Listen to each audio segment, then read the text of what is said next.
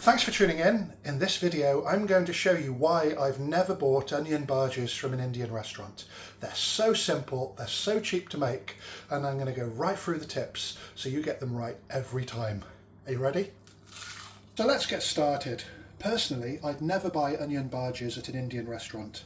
You're usually spending around £4 to £5 on 2 bhajis, but we're going to make this entire batch for 70 pence. So we've got 1 onion there, and I like to cut it in half and then cut it into like horseshoe shapes. 1 medium grated carrot, fennel seed, we've got some cracked coriander seed, some cumin seed, some salt, some turmeric, some ginger and garlic paste.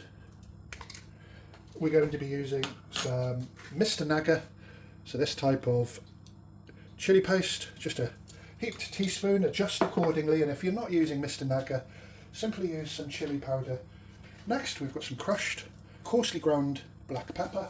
So we've got some gram flour here, you might know it as garbanzo bean flour or chickpea flour. This is what it looks like in the shops. It's milled pure chana dal, which is literally chickpeas. Just going to add about a cup. All the quantities are in the description of the video. So first of all, I just like to combine all the ingredients. I start off with good intentions with a spoon, but quite often the hands are the best tool in the kitchen. So I'm just going to keep working this until the onions and carrot are nice and evenly covered with the ingredients. Once everything's well combined, you won't see any of the dried chickpea. Now it's time to add a couple of drops of water.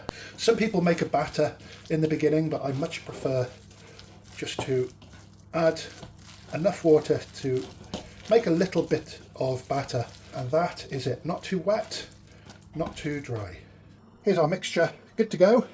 We've also got a bowl with some kitchen roll for absorbing the bhajis once they're cooked, and we've got some vegetable oil, and it's really important not to have the temperature too hot. So just add a couple of strands of onion. If it floats to the top in about 3 seconds, I think the oil is a good temperature.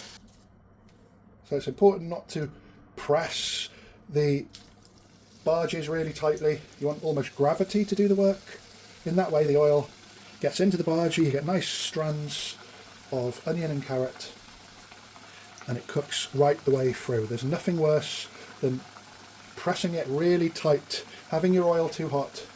You bite into the bhaji, it looks nice and crisp on the outside, and it's all raw in the middle. So follow this technique, you'll get perfect results every time.